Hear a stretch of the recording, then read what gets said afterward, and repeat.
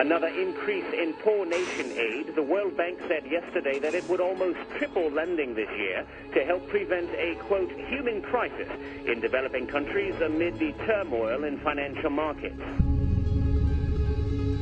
Machiavelli said, the reason there will be no change is because the people who stand to lose from change have all the power. And the people who stand to gain from change have none of the power. Machiavelli was describing the global aid system today.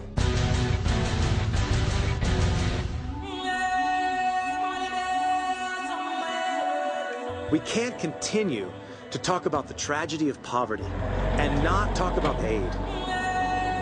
Over $2 trillion have been spent on aid. Aid creates dependency. More aid and more aid and more aid. We've seen that aid has subsidized dictators, encouraged inefficiency. Most of the money for aid doesn't actually get to the poor.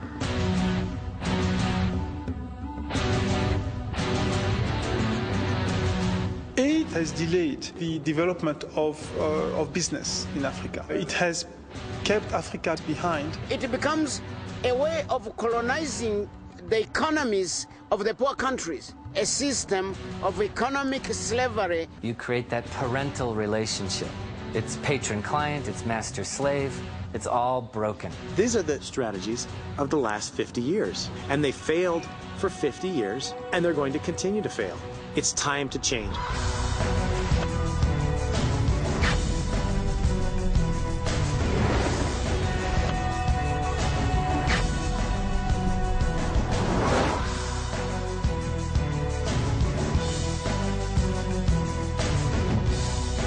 If the African nations today agreed together and say no more aid, I tell you, they can grow slowly, but they can grow.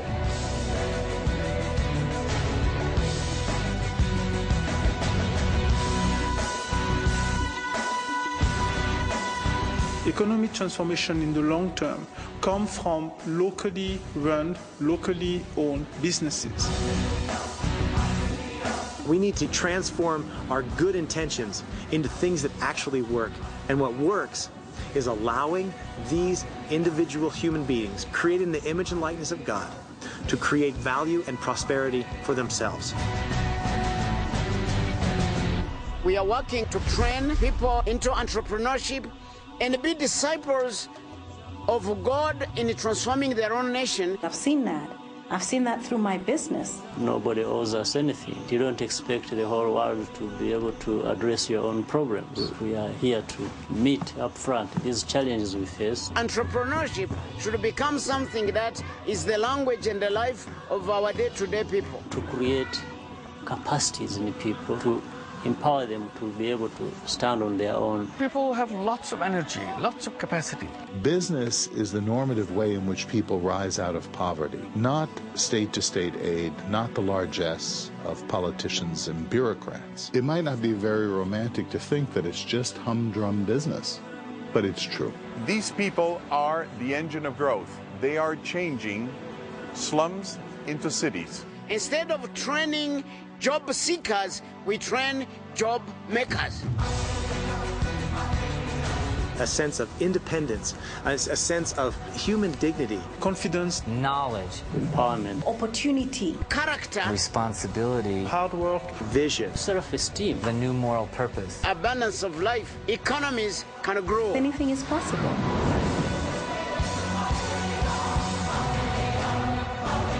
And it's high time we stop telling our people they can't do it. Yes, we shall do it in the name of God.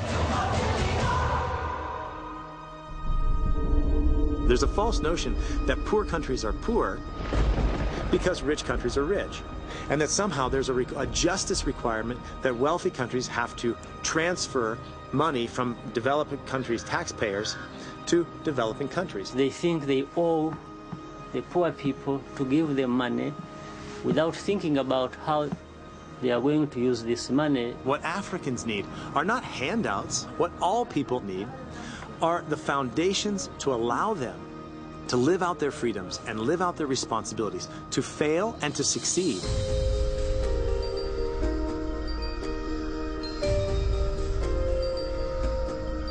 Having a heart for the poor isn't hard.